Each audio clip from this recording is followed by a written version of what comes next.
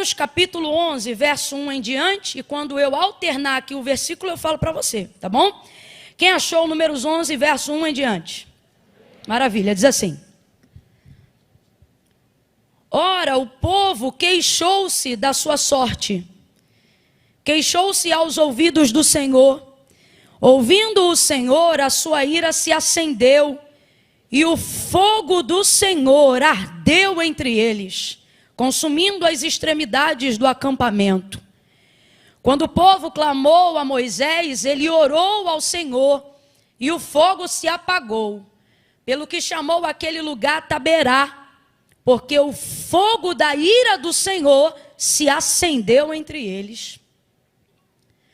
Aquele bando que estava no meio deles, em outras versões vai estar o populacho que estava no meio deles, veio a ter grande desejo de outro alimento. E os filhos de Israel também, em outras versões vai dizer, e os filhos de Israel tornaram a chorar, dizendo: quem nos dará carne a comer?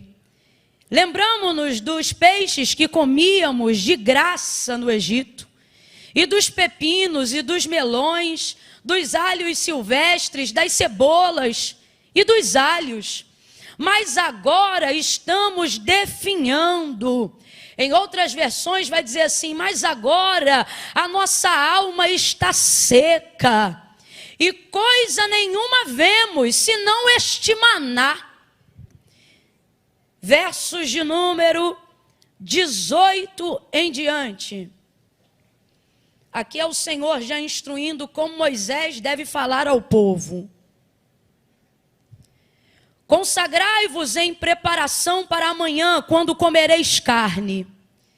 O Senhor ouviu quando vocês choravam, dizendo: quem nos dará carne a comer? Bem nos ia no Egito, pelo que o Senhor vos dará carne e comereis. E não comereis um dia, nem 2, nem 5, nem 10 dias, nem 20 dias, mas um mês inteiro, até sair pelos narizes.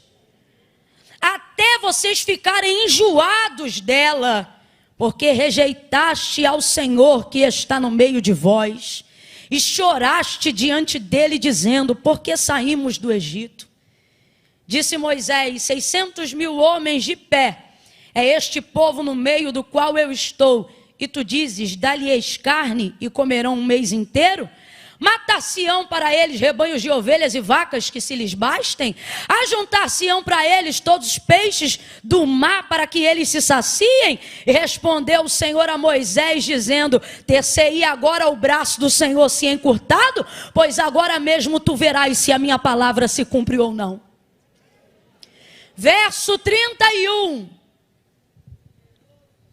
Então soprou um vento mandado pelo Senhor, o qual trouxe cordonizes do lado do mar, e as espalhou numa extensão de quase um dia de marcha, de um lado e do outro do acampamento, e ao seu redor, cerca de 2 côvados sobre a terra. Então o povo se levantou todo aquele dia. Por favor, somente agora, repita após mim: todo aquele dia, toda aquela noite e todo o dia seguinte. Repita mais uma vez: todo aquele dia, toda aquela noite e todo o dia seguinte.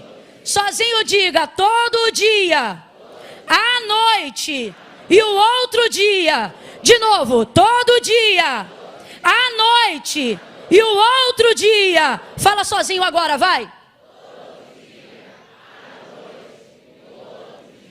E o que tinha menos colhera 10 homeres. Então as estenderam para si ao redor do arraial. Verso 33. Quando a carne estava entre os seus dentes, antes que fosse mastigada, acendeu-se a ira do Senhor contra o povo e feriu com uma praga muito grande, pelo que o nome daquele lugar se chamou Quibrote-Tavá, porque ali foi sepultado o povo que desejou outro alimento. E você diga amém por essa palavra. Murmurando do maná que o Senhor Deus havia tirado do recôndito do céu e estava entregando para eles de maneira tão ordeira, de maneira tão nutritiva, e por que não dizer de maneira tão especial. O maná, ele era tão especial que ele foi introduzido dentro da arca, como símbolo de sustentabilidade, de provisão, de constância, de fidelidade, de alimento. Haveria aqui uma lista de significados que nós poderíamos traduzir acerca do maná. O Senhor cuidou do seu povo, proveu ao seu povo. O maná, ele foi tão importante na nutrição, na sustentabilidade de Israel até a entrada em Canaã, que ele foi o único alimento provido por Deus que de verdade durou até a entrada do limite do povo em Canaã. Esse povo comeu até outras coisas, mel em alguns acampamentos, outro tipo de carne em outros lugares, mas o maná, ele não se retirava durante o processo de peregrinação até entrar em Canaã.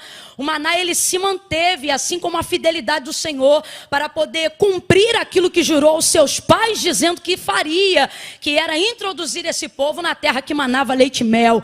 Mas antes de conhecer leite e mel, o Senhor proveu diariamente, com muito carinho, de forma muito especial, o maná.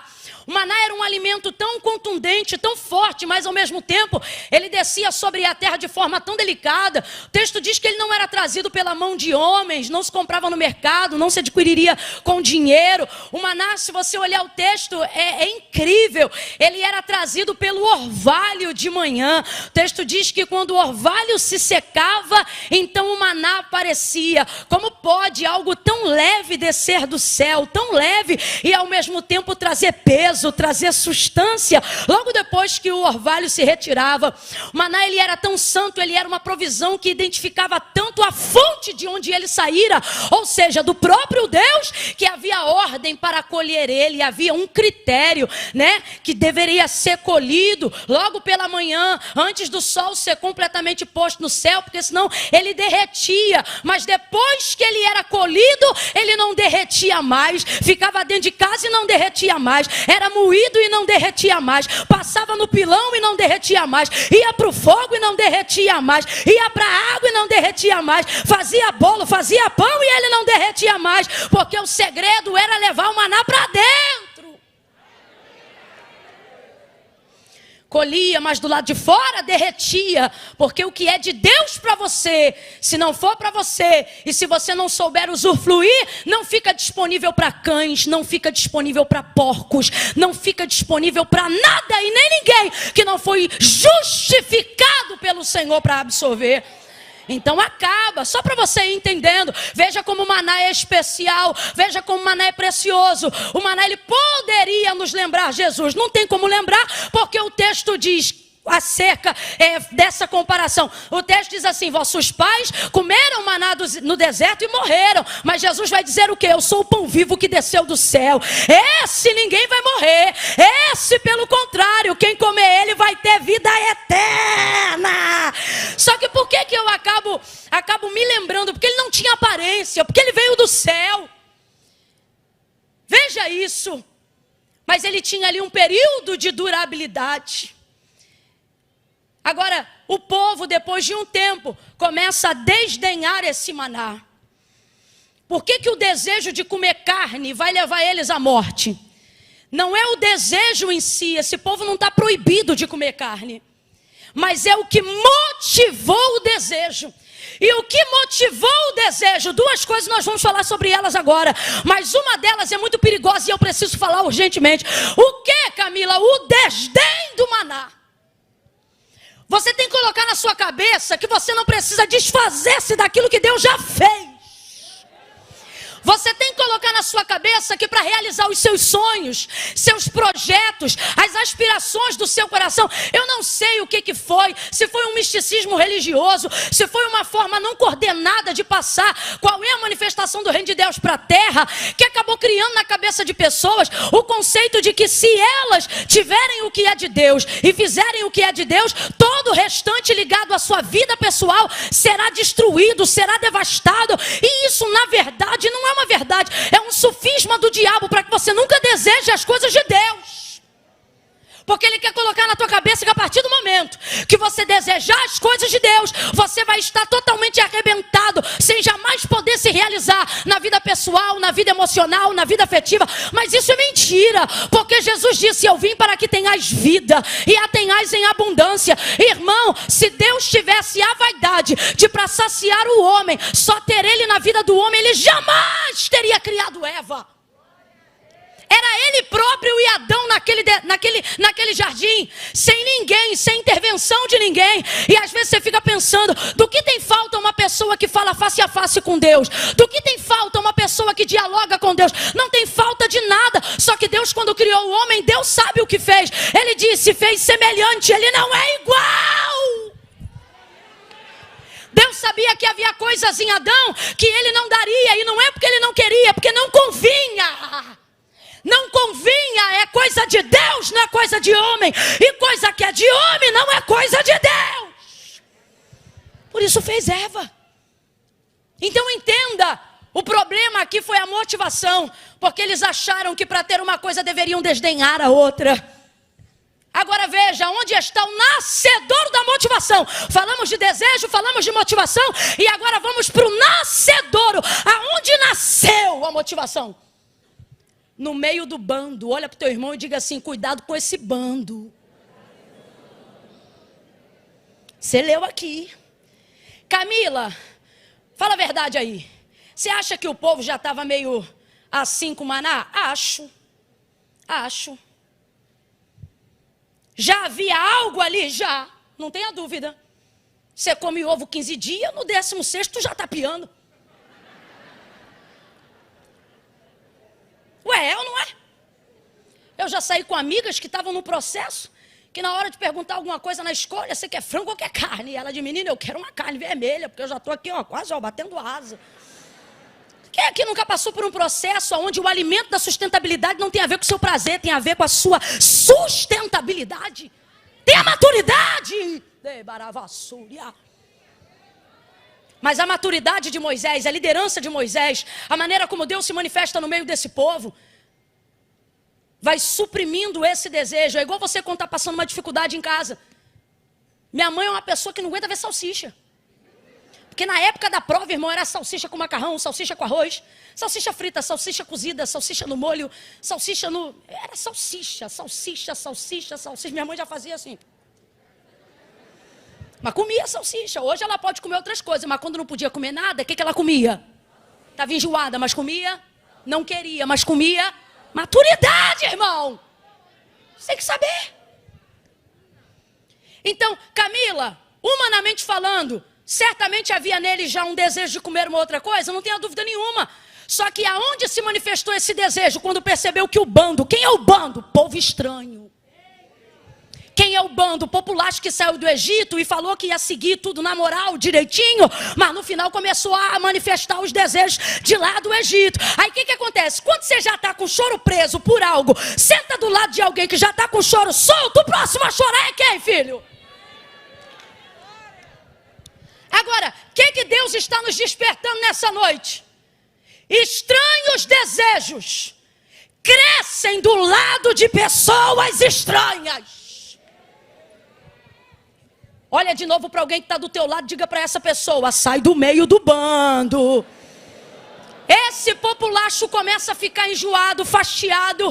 Eles começam a ficar agoniados, até porque eles não estão acostumados a essa cultura. E eles começam a reclamar. Presta atenção. Você já viu o ditado que diz: os incomodados que se mudem? Todo incomodado de fato vai se mudar, mas ele não vai se mudar antes de tentar te convencer. E eles começam a ficar incomodados. E o texto diz que eles começam a reclamar. Mas eles são estratégicos. Eles não reclamam com Moisés, não. Eles reclamam com o povo. Porque eles sabem que lá eles têm que ficar na disciplina. Aí começa a reclamar. Aí o texto diz que eles começam. Então Israel, então os hebreus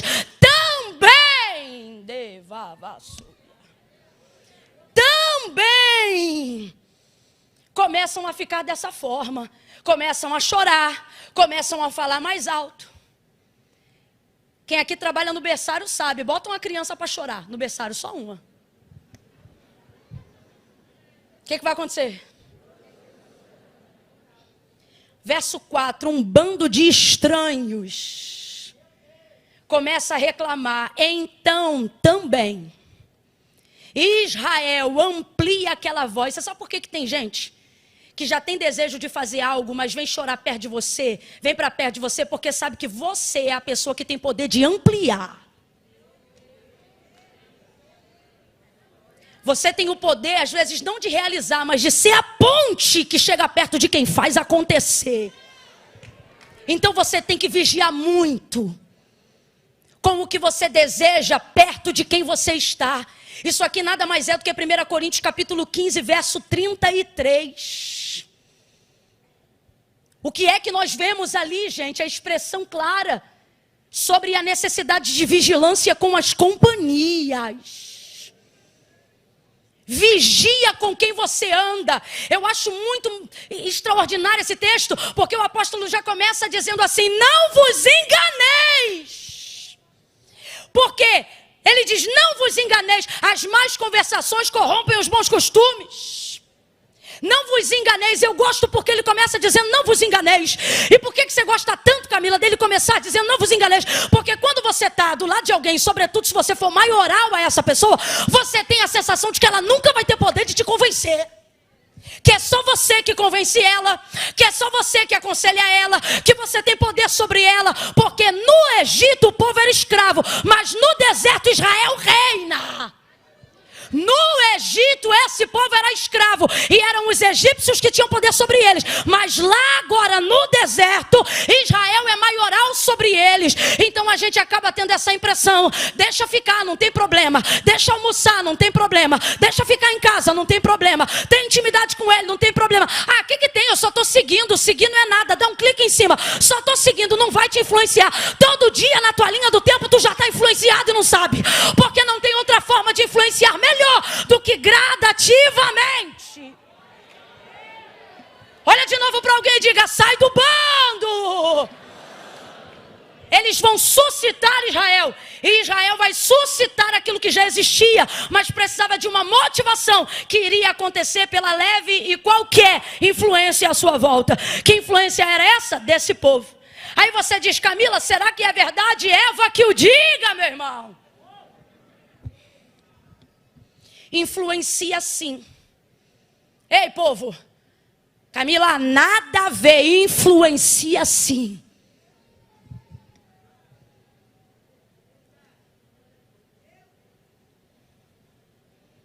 Não foi assim que Deus disse? A serpente começou. Um animal, um bicho.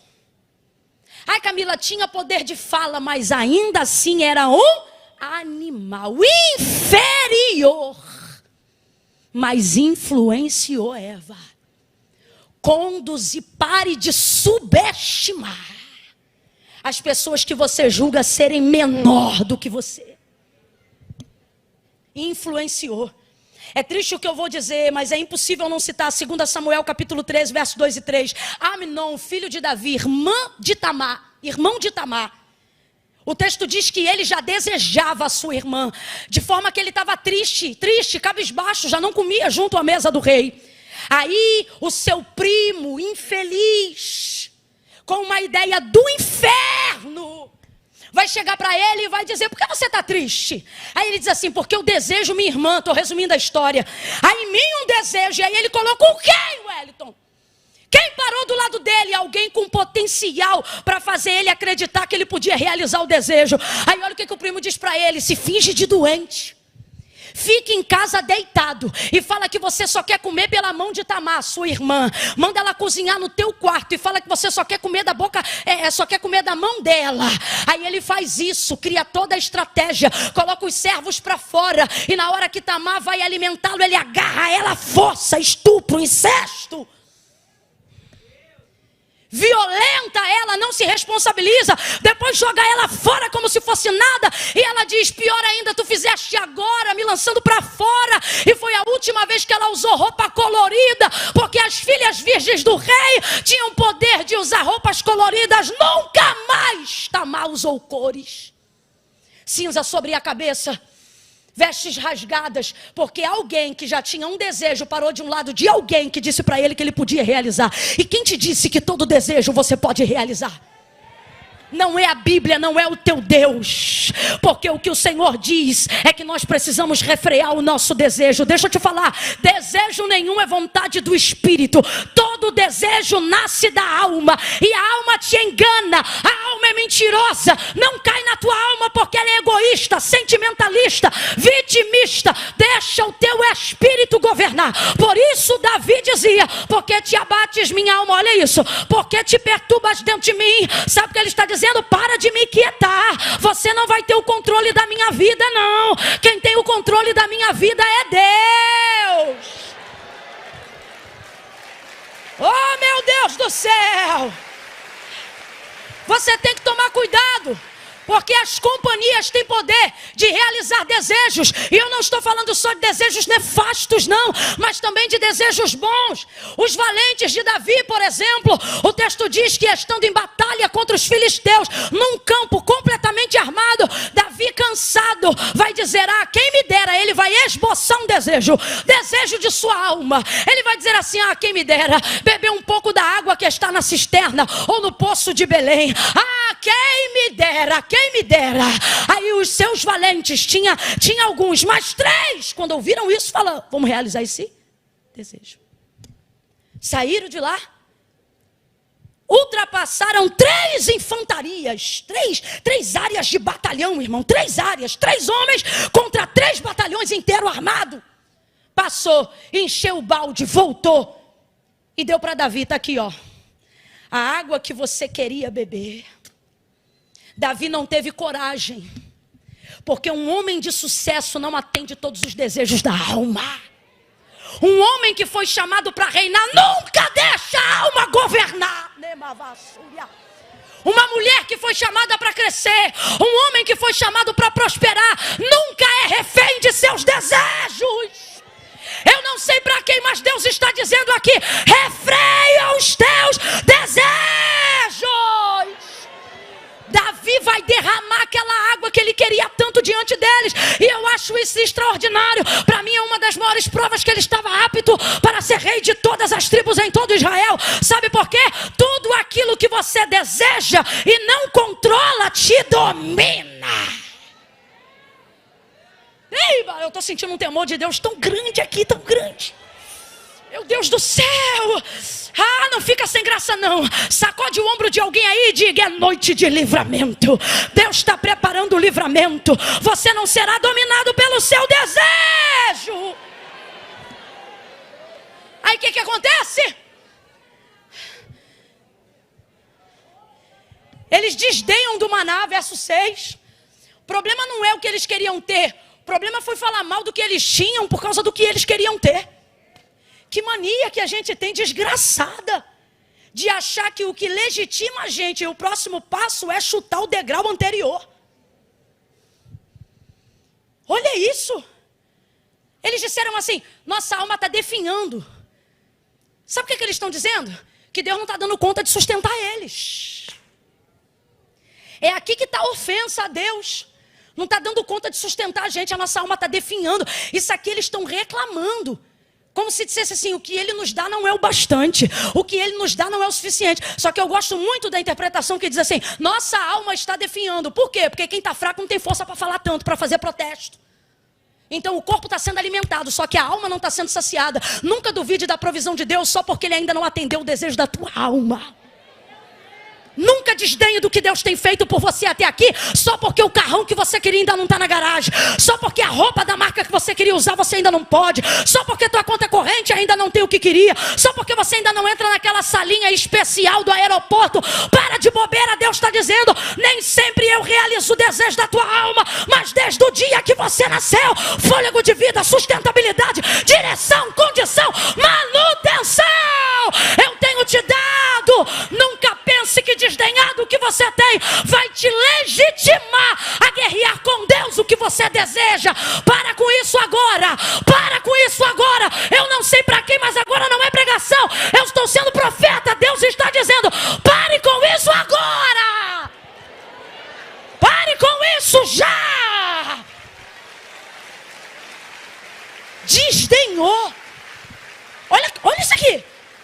gente só tem este maná.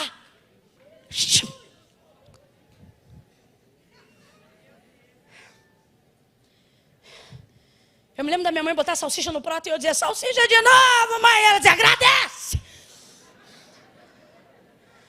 Agradece que ainda tem salsicha.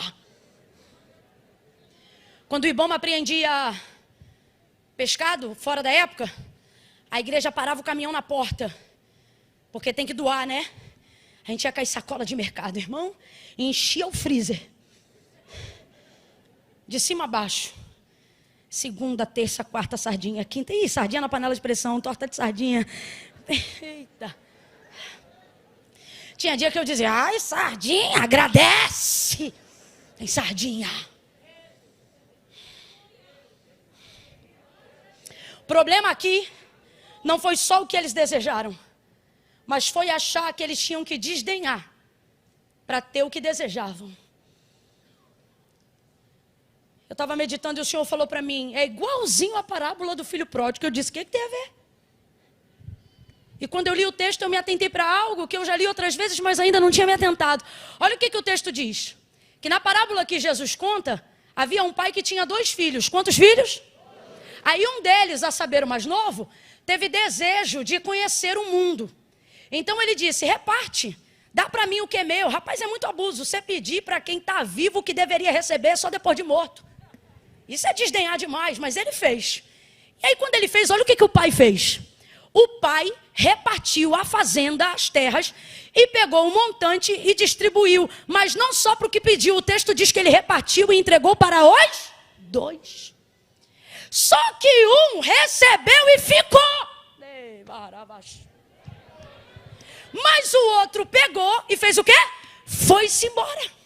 A gente já conhece a história. Vai desejar comer até o que os porcos comiam, por causa da dignidade que tinha na casa do pai, e ele não conhece na rua. Perdeu todo o dinheiro, gastou tudo que tinha, teve que voltar. Quando ele vai voltando pelo caminho, pensando, se meu pai me deu um emprego, já tá bom. Oh, meu Deus do céu, o pai abraça ele, beija ele, coloca anel no dedo, manda queimar lá o cordeiro, faz uma festa. Você conhece, ele diz que estava morto, reviveu, que estava perdido, se achou. Esse aqui é o meu filho. Aí olha o que Deus falou. Veja, o comportamento desses filhos foi entregue para os 2, mas só um achou que tinha que largar tudo para trás. O outro está como? Ele vai ficar indignado, você conhece a parábola. Mas no final o outro filho tem tudo e mais um pouco.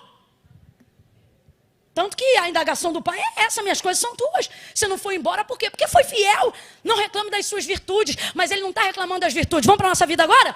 Nosso problema é ver o outro tendo coragem de fazer o que a gente deseja, mas não faz. Sabe por que você segue quem não presta na internet? Sabe por que você gosta de ver roupa estranha, cabelo estranho, linguajar estranho, piada estranha? Sabe por que você fica assim, ó, rodando, dizendo, não combina com o teu clã, não combina com a tua promessa, não combina com a palavra, mas você se amarra. Eu sei, porque quando aparece lá na minha linha do tempo, eu vejo, porque agora o algoritmo do Instagram oferece gente que não está na tua bolha. Aí quando aparece lá, eu vejo, meu Deus, fulano de tal curtiu esse negócio aqui. Meu Deus, fulana de tal. O que é, Camila? Você é fariseia? Tá de farisaísmo? Não tô não, só que me impressiona ver gente do bando arrastar o povo. Aí eu digo, Deus, o que está levando essa pessoa a fazer isso? Ele dizia, porque ela tem desejo, ela queria usar essa roupa. Ela queria cantar essa música. Ela queria estar nesse lugar. Ela queria participar nessa festa. Ele queria ter isso aqui que o outro está mostrando. Só que não tem. Mas eu não vim aqui para expor nem você nem a mim não. E sabe por que não tem? Porque você refreia o desejo. Só que se eu fosse você eu parava que está feio. Porque se eu vir mais gente está vendo. Só que aonde fica a revolta? Ver que o outro está realizando o desejo e está tendo sucesso no mundo. Está tendo sucesso na conta corrente. Está tendo sucesso em tudo que não presta. E você pensa, eu aqui cheio de desejo. E o Senhor está dizendo, cuidado. Muito cuidado. Porque escute o que eu vou lhe dizer agora. Tem coisas que quando Deus te der, se você insistir, não é porque Ele te ama, é porque Ele já abriu mão de você. Agora a pergunta que não quer calar é, tu amas mais a Deus ou teu sonho? Amas mais a Deus ou o que tu tem desejado nesse mundo, porque aonde estiver o seu coração, ali também estará sua eternidade, seu tesouro, sua sentença. O texto diz que veio e eles pegaram com a mão, porque cordonize não voa alto. O texto diz que 2 côvados. Um côvado é 45 centímetros, 2 côvados dá 90, nem 1 metro. Então, tipo isso aqui, ó. Deus mandou um vento, olha isso. Primeiro ele mandou um fogo para a sua ira. Depois no vento ele traz as cordonizes. Aí ele manda um vento. No vento que ele manda, traz elas à altura de 1 metro. Irmão, eles não pegam nem assim, ó. Porque tem coisa que Deus manda, mas não vem do alto. Eles pegam na mão, assim. Eles não pegam, entenda, eles não pegam assim. Cordonize não voa. Ela é do aviário das galinhas. Ela não voa aqui. Quando ela voa. E ela só está se mantendo em voo porque o vento é o Senhor que vem servindo. É tão lindo porque o maná vem daqui. Mas o que eles querem comer vem daqui, ó. Daqui, ó. Da horizontal. É mundo que você quer? Toma. É sucesso que você quer? Toma. Tá desenfreado pela fama? Toma. Se perder seguidor, perde a vida? Então toma. Tá ficando doido com status, prestígio, dinheiro? Então toma. Tá aqui, ó. Mas só não esquece. Tá vindo na horizontal. Tá vindo na horizontal. E que é da terra, a terra cobra. O que é da terra, a terra cobra. Tá aqui, ó. Eles pegam na mão e eles pegam igual uns bichos. Estou usando aqui uma linguagem, uma expressão popular. Por que isso? Porque o texto diz, quando fala de 10 homérios, cada um 3, alguma coisa de litros, converte para quilo, 3 quilos e mais um cadinho, converte para 10. Eles estão pegando cada um quase 40 quilos de carne. Cada um, quase 40 quilos de carne. O que tu faz com 40 quilos de carne se tu não tem geladeira? É o desespero de não ter mais. Começam a catar. Aí olha o que o texto diz, eles não vão dormir. Eles vão catar um dia inteiro. Na noite, irmão, o sol se pôs, até o sol foi dormir. E eles estão lá, catando. E vai passando e eles estão catando. O dia amanheceu. E estão catando, porque o Senhor disse que deu marcha para aquelas cordonizes, o vento soprou, foi aquele período todo mesmo. E eles começaram a catar. Espalharam pelo arraial, começaram a fazer. Quando Deus viu a forma como eles cataram, Deus matou, feriu um bocado de praga. Aí você diz assim, Camila, isso estava no plano? Não estava. Se você ler o texto antes, você vai ver que Deus queria que a cordonize fosse disciplinatória. Tipo assim, eu vou deixar vocês comer até enjoar e desejar maná. Só que quando Deus viu o nível de desejo, cabe a palavra luxúria aqui ou não? Obtenção desenfreada pelo prazer carnal.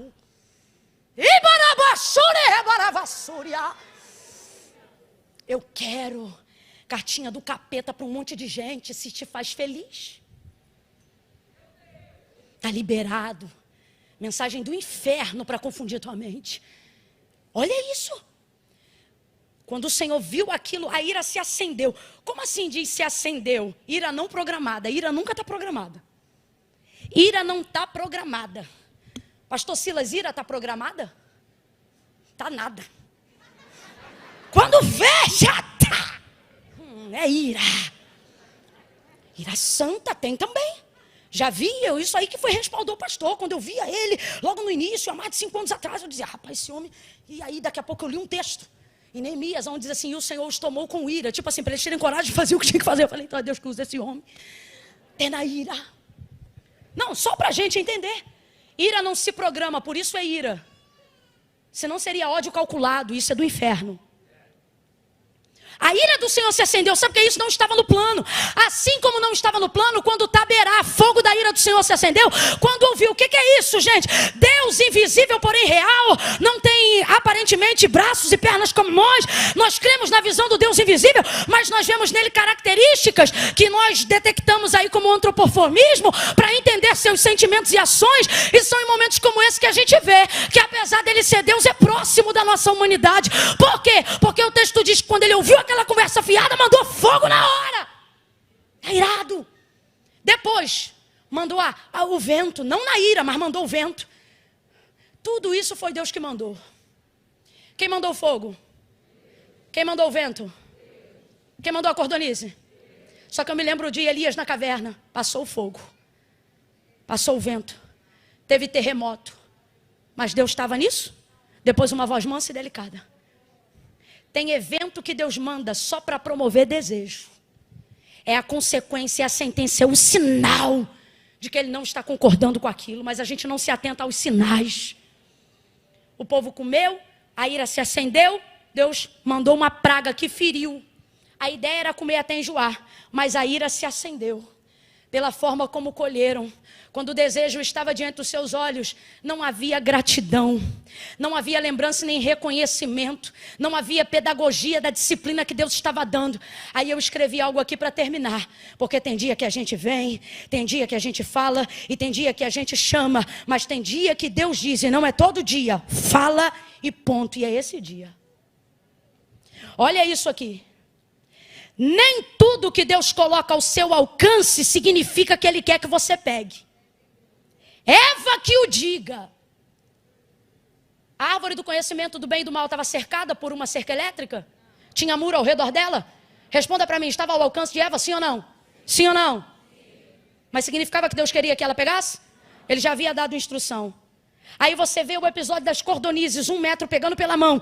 E eu perguntei ao Espírito Santo e disse, então para que tão perto?